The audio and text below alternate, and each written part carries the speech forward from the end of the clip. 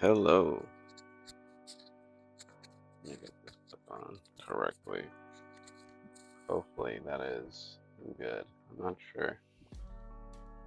Good morning, good afternoon, good evening, whatever time you're watching this video. I'm trying to get a good angle of this because I want to see my head in the shot, but also trying to get like what I'm working on in the shot at the same time without hunched over like this. Um, it's been a week since my last video, and that is the goal. And last week I did the letter A for metaphrase, and and then I was so excited. The next day I did B. Now I'm gonna do C. So, in case you didn't watch the previous video, I am working on my metaphrase series again. I've been rusty. I've been out of commission, so to speak, with my artwork, and yeah, I've just been trying to get back into it. So it's been interesting. So I have been feeling really rusty. I spoke to my wife and colleague of sorts about what they thought of the calligraphy so far. Like, does it look the same? Does it look better? And my wife concluded that it might feel kind of rusty, but it doesn't look rusty. Um, so yeah, I think it's been more of a mental thing than a physical thing, and yeah. So I'm working on C. Lots of curves. C has lots of curves. Um, and one thing my wife and I have been talking about for a week or so, maybe a bit more, was Spider-Man. A brand new day. And try my best not to like spoil the movie, but I'm sure by this point or by the time I put this out, it's been blowing up. So if you haven't watched it by this point, I'm sorry. Just watch it, please. It's great. Um, I truly, it was one of those like drinking, I don't know, like your favorite beverage after a long day at work or something. It was just such a, I don't know, it was such a good movie. And it could be because I haven't gone to the theater in quite some time. The last film I saw in theater was Dune 2. Yeah, when it was in theater, when Dune 2. So that's kind of give you perspective of how long I've been to the theater. But it was like, this is not a review, not here to review a film, but like there was like two scenes that really like stuck out with me. It was like it just stuck in my brain. And the one scene was when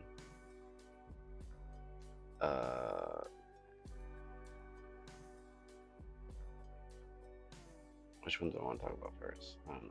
It is literally 4:30 in the morning, so this is literally like my brain slowly turning on. But the scene that really stuck out was when Peter Parker, aka Spider-Man, tells MJ that he loves her, and she rejects him, understandably, because if you haven't watched the films, she doesn't remember him at all, because magic. Um, and it was heartbreaking. However, at the same time, that was like a part of the story, obviously.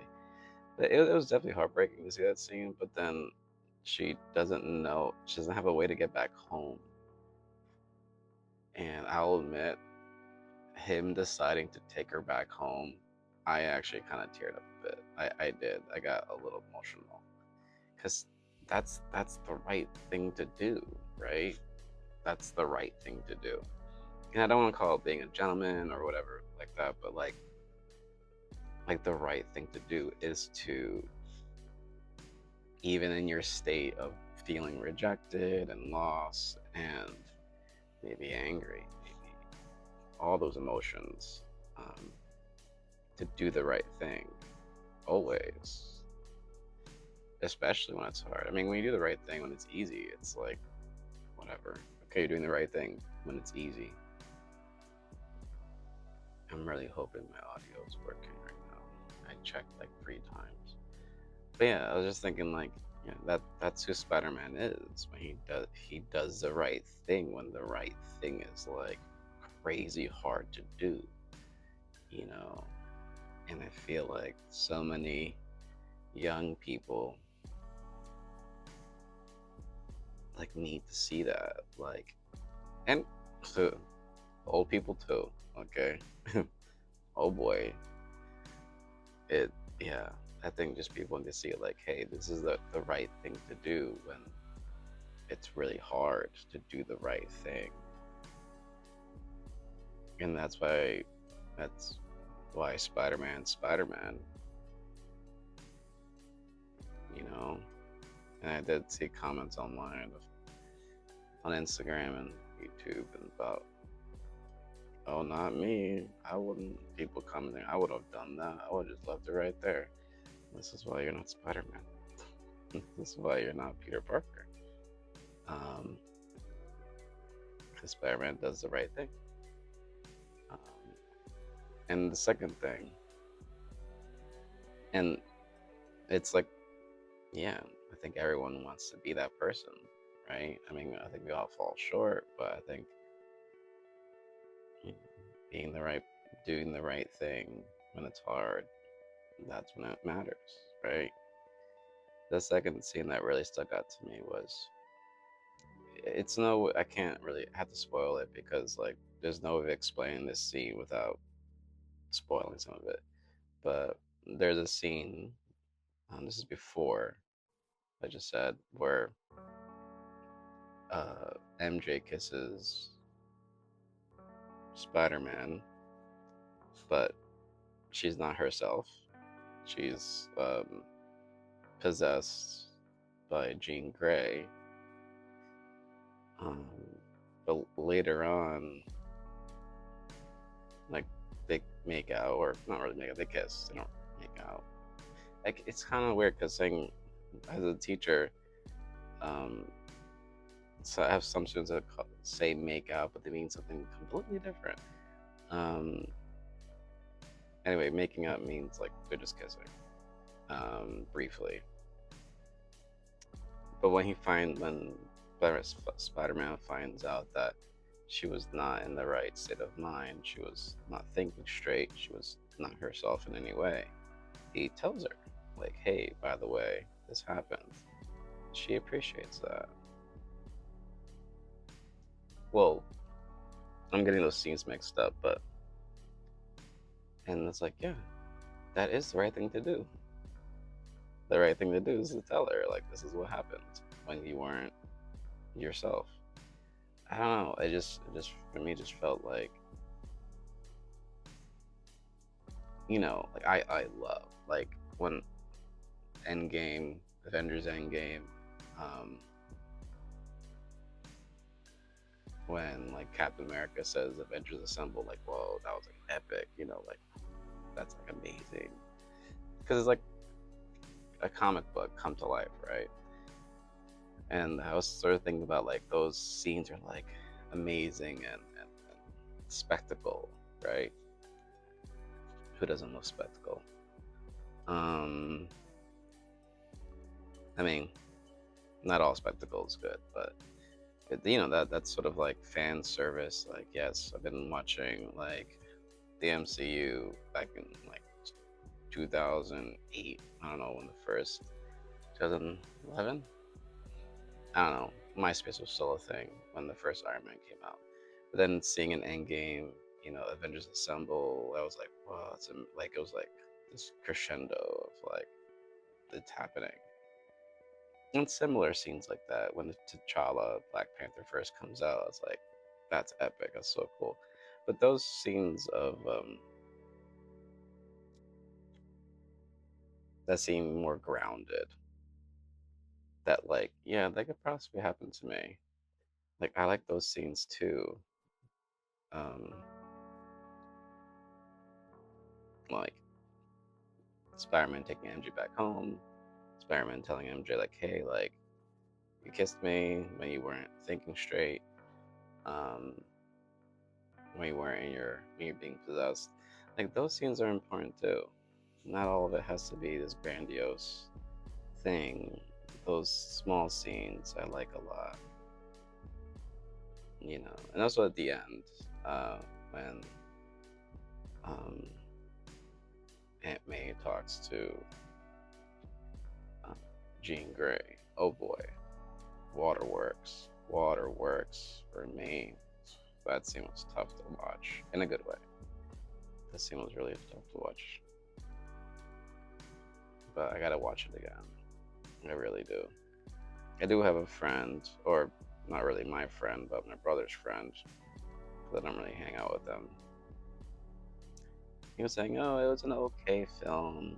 It was an okay film," because he's more of a purist. He's more of a comic book purist.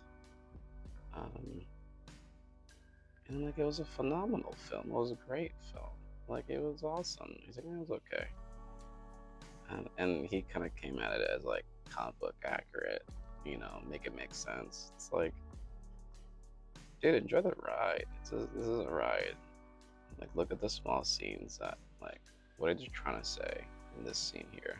This story as a whole. You know, not everything has to be like this huge epic thing. Um, but yeah, it's, I don't know. To me, it's that film is a home run. I don't know what luck Zendaya and Tom Holland have, but oh boy, are they're financially they're set for life. They are set for life. I need something to drink.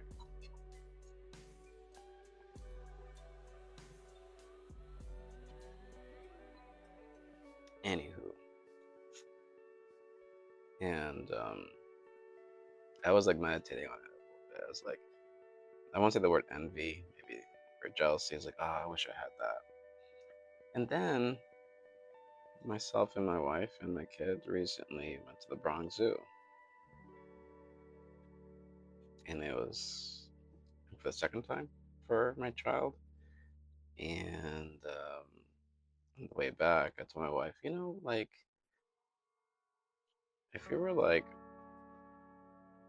famous or celebrity or whatever, you couldn't do that. You couldn't just go to the Bronx Zoo.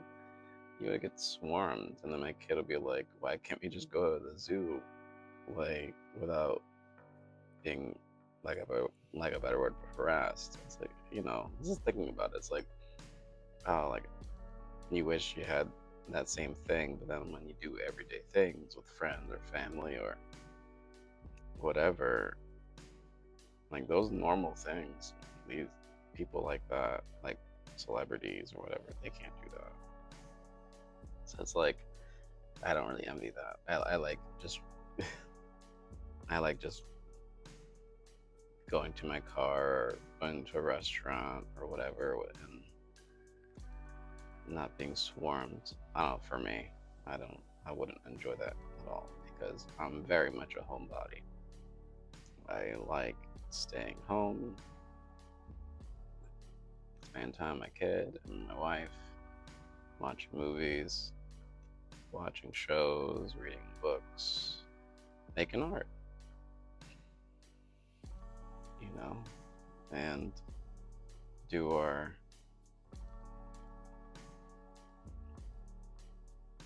normal grocery shopping and all that. I ain't even planning on, like I said in the previous video, getting back into the art world stuff, making art, showing art, but you know, my gut reaction or my thing is like go big or go home. Like immediately go to start networking again, start trying to make connections. I'm like, I slow myself down. Like, hey, like you're starting from nothing, not nothing, but you're kind of starting over with your work, and so just get my legs get back. Well, can't talk. Get my legs under me again, that kind of thing. So, starting with the work. My mentor that passed away many years ago, Denise Tomasis, advised me, your ticket to the party is your work. That's your ticket, is your work. Without your work, you're not getting into the party. And then she followed up, but once you're in the party, you want to get to that VIP section, like that corner over there, that special room where all the really important people are, which is that's networking, that's charisma, that's a whole nother level of work. And she said, don't do the networking first and then the work. Do the work, the art, do your craft first, then the networking. She was, this is many years ago. This is like maybe 2000. This, when did she tell me this? It was one of 2009 after I graduated Rutgers to grad school. Yeah. She was saying that like people get them mixed up.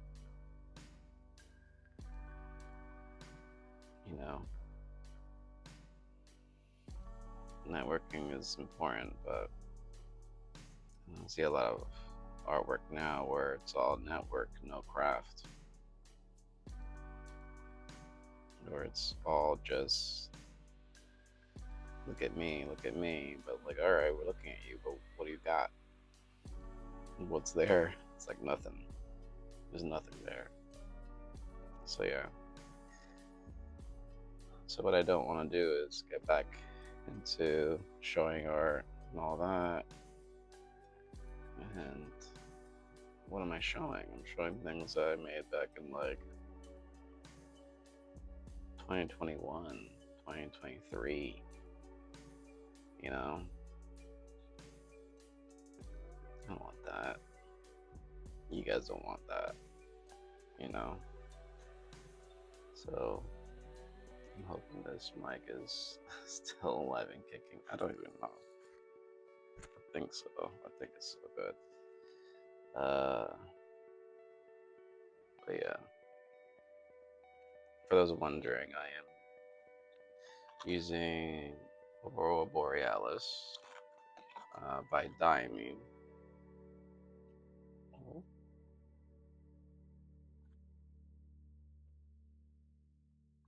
I really like this color. Normally, I don't know if you noticed the previous pages, maybe I'll show before I finish.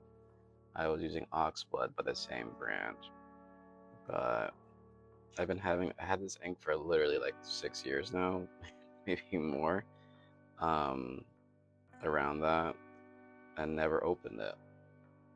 And I'm like, why didn't I ever use this color? Um, so yeah, kind of getting into flow right now with my meta phrase C. Man, get your craft straight, and then you can network. Don't network and then like, all right, what am I making now? You know.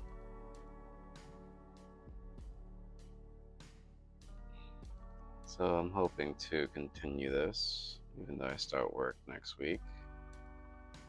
And like some people that are on figuring out my job. Yes, I'm a teacher. Next week there was a summer program that starts to kind of prep these new incoming freshmen and transfer students. Um, and that's going to be interesting. And I like it because it can provide like a little like lessons of like the vibe and the expectations and the do's and don'ts of the class and what we're all about. And you know, so I know the students that actually attend the summer program, like the orientation stuff and all that, they seem more prepared, more solid, less confused, less lost overall than those that don't. So yeah, so I'm looking forward to it.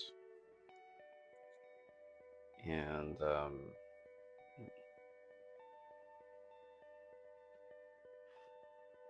uh-oh, I kind of dug into the paper there. Oopsies, that happens. Um, but yeah, I'm gonna focus on art criticism. Yep, art criticism.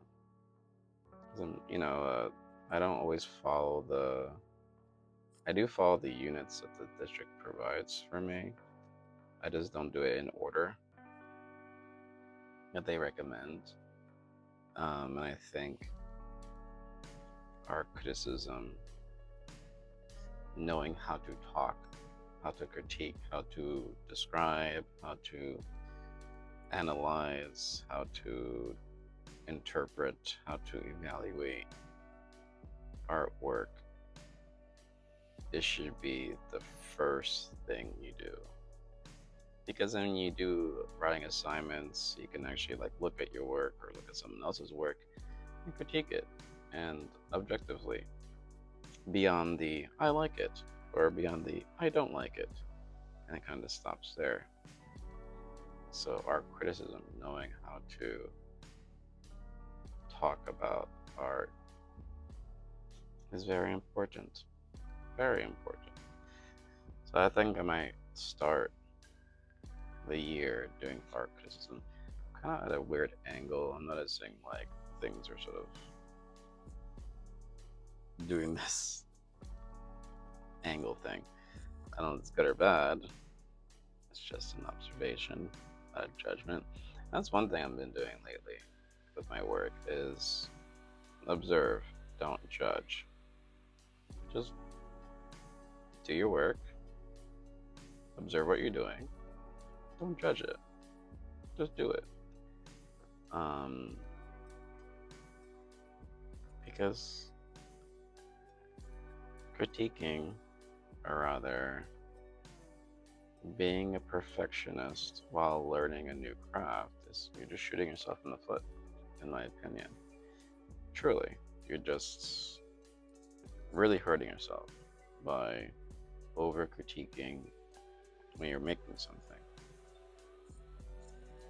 It's important to obviously critique while you're making, you know, afterwards and all that, but like there's a balance of like this push and pull and ebb and flow of like You wanna just make it. Just make what you're making, learn from it, see what you did right or wrong, have feedback, and then go back and make those fixes. Only when you figured it out, like, hey, this is what I'm doing, this, then, and you have the craftsmanship down and all that, then you can be a bit of perfectionist. You know, the same with like archery, same with most things. Like,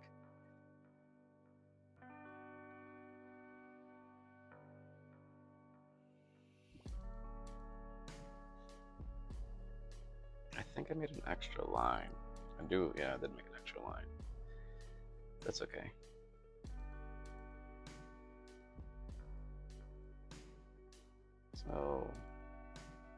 So far so good. I'm gonna try my best to make it one video a week of just this. See what happens. I'm just documenting what I'm doing, and we'll see where this goes.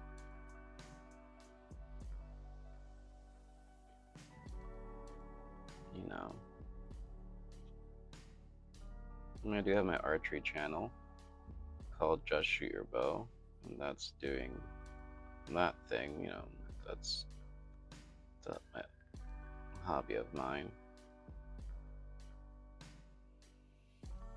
That page has a bit more traction than this one, but I don't know. It's sort of this.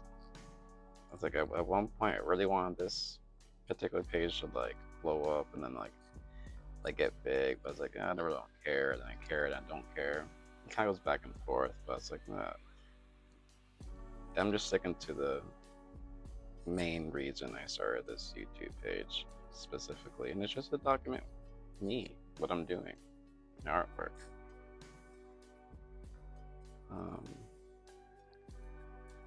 I keep reminding myself that, like, that's why you made this page, not to make money, but just to get your work out there.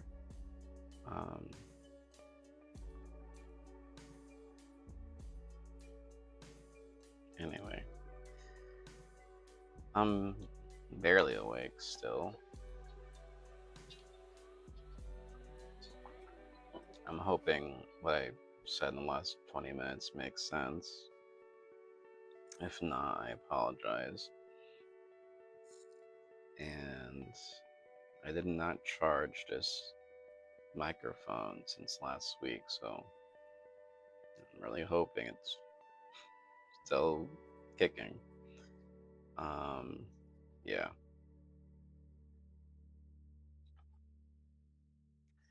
Anywho, I'm winding down.